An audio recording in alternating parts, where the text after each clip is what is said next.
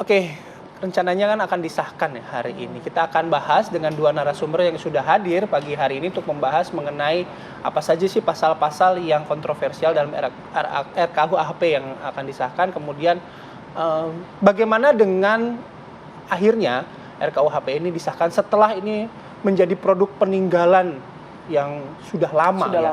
Kita akan berbincang dengan dua narasumber. Sudah ada Muhammad Isnur, Ketua Umum YLBHI. Selamat pagi Mas Isnur. Selamat pagi Mas Bayu, Mbak Tiara. Dan juga ada Mas Aris Sakti Prihatwono, Direktur Policy and Regulatory Institute. Kita panggil Mas Riko.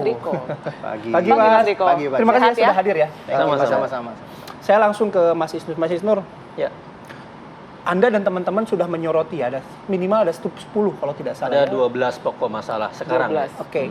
Nah, itu dasarnya apa? Kenapa Anda dan rekan-rekan memiliki pandangan bahwa ini bisa bermasalah ketika nanti disahkan?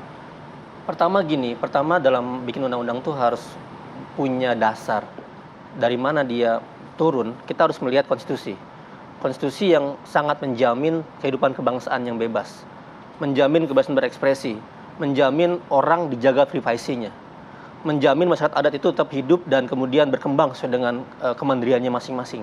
Banyak lagi jaminan konstitusi di dalam Undang-Undang Dasar 45. Yang kedua, realita praktik hukum selama ini di masyarakat. Kita tahu bagaimana aparat di lapangan itu bertindak semena-mena, brutal dan bahkan melakukan banyak rekayasa. Kita harus tahu itu. Dan kemudian budaya masyarakatnya juga kemudian gemar sekali melakukan pelaporan, kriminalisasi, dan lain-lain. Jadi konteks perumusan sebuah pasal harus dibaca secara utuh. Mulai dari perlindungan hak asasi manusia, bagaimana aparat selama ini bekerja, apakah mereka sanggup bekerja, apakah menjadi kriminalisasi baru, menuhin penjara ke depan, dan kemudian menumbuhkan semangat misalnya masyarakat semakin kritis atau malah membungkam. Karena Indonesia punya pengalaman praktik di masa Orde Baru, kita baca banyak dokumen TAP MPR. Di masa Orde Baru, dokumen hukum dan lain-lain membuat masyarakat terbungkam. Demokrasi nggak berkembang. Hukum sangat tidak adil gitu. Nah, harusnya kita belajar dari itu semua. Dan pemerintah misalnya harus belajar dari Undang-Undang ITE.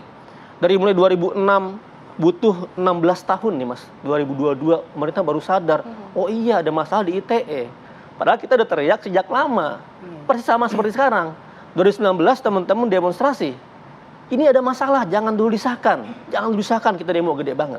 Baru mereka sadar setelah itu. Ada sedikit banyak yang kemudian ditambahkan, dikurangi, dihapuskan. Nah, sekarang mengulangi hal yang sama. Kami ingin kasih tahu bahwa Pak, jangan dulu disahkan, dikit lagi nih. Ada hal-hal yang bermasalah, bahkan Anda menambahkan yang sudah dihilangkan oleh periode reformasi, dihilangkan oleh MK, Anda masukin lagi pasal itu. Anda melihat ini terlalu terburu-buru begitu ya, Pasal Mas? warisan Belanda, pasal warisan Orde Baru gitu. Ada demokrasi, ada soal hak asasi manusia yang menurut Anda belum terakomodir begitu ya di RKUHP yang Iya, makanya kemarin ada 6 special rapporteur kirim surat kan ke pemerintah dan DPR. Mereka kan memantau Indonesia, termasuk sidang UPR terakhir di forum PBB. Mereka memantau itu semua. Mereka memantau pasal per pasal, dan dalam kaidah internasional itu mengancam demokrasi, mengancam hak asasi manusia. Oke.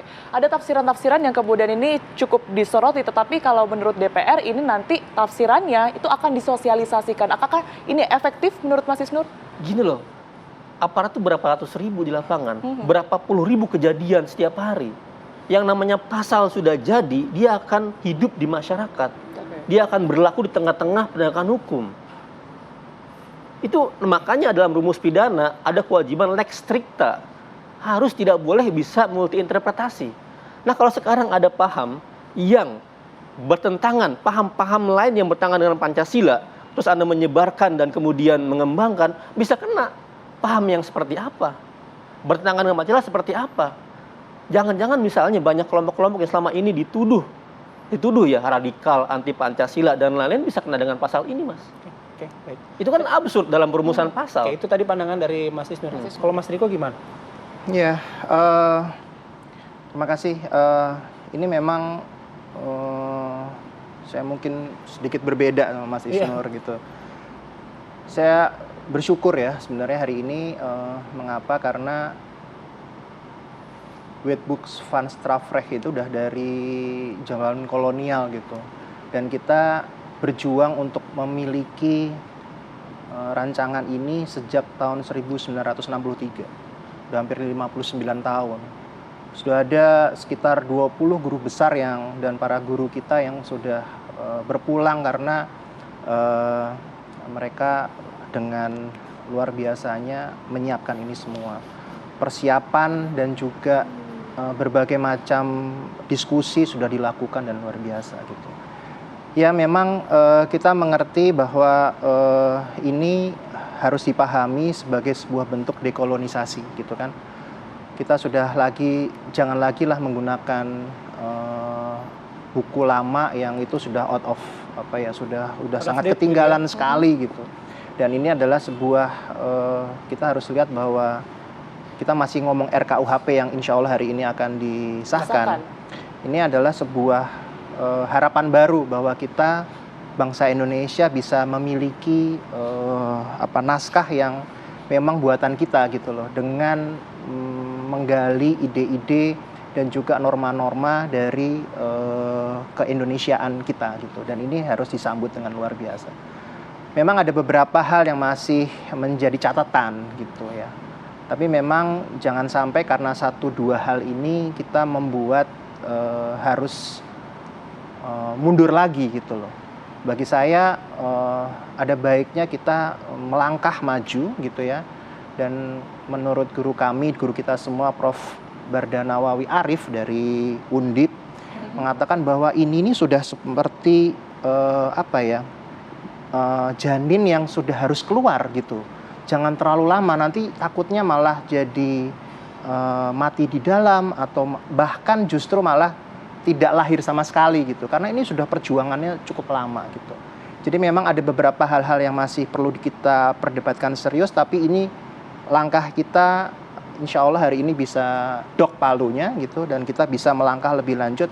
Mari kita benerin hal-hal yang masih perlu kita diskusikan. Mungkin gitu sih dari. Oke. Menarik apa yang disampaikan oleh Mas Riko ya. Pembaruan itu disambut baik karena ini kan menjadi produk asli buatan Indonesia gitu. Tapi kan ada catatan lagi ya apa yang disampaikan oleh Mas Riko. Nanti kita bahas lagi ya lebih detail lagi. Kami harus jeda terlebih dahulu. Apa kabar Indonesia Pagi akan kembali sesaat lagi.